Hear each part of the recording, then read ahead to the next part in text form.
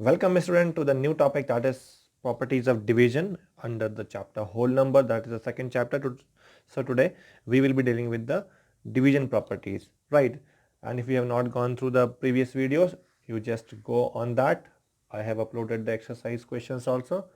And one more important, after attending this particular video, so that I may know who are regular in attending the videos or not, do comment uh, in the comment section that you have attended, right?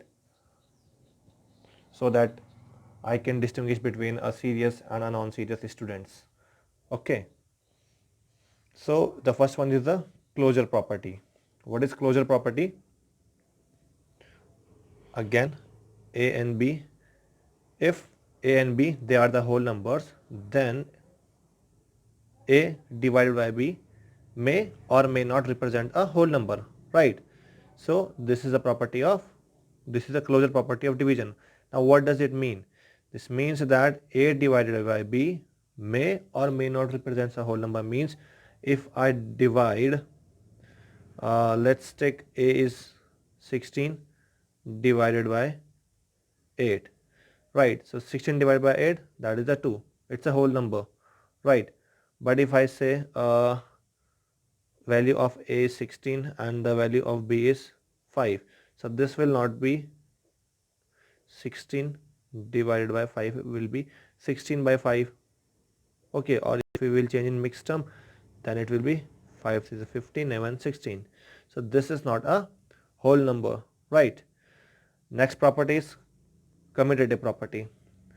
So commutative property, it is not division, do not have a commutative property or the associative property, right? It's not like a divided by b will be equals to b divided by a. It is not possible for the division, right?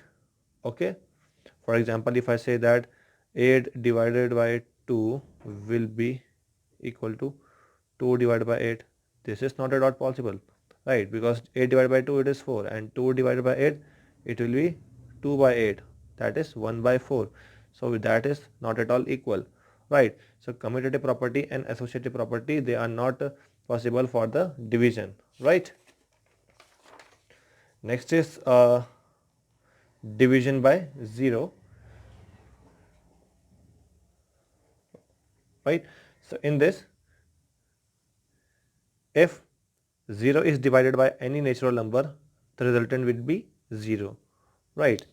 That means if 0 is being divided by any natural number, for the sake let's take 5, then the answer will be 0.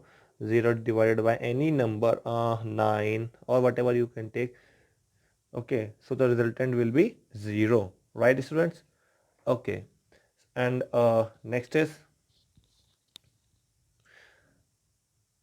part 4, that is if a is a non-zero whole number, then a divided by a is equals to a. Non-zero means it should not be a 0, right?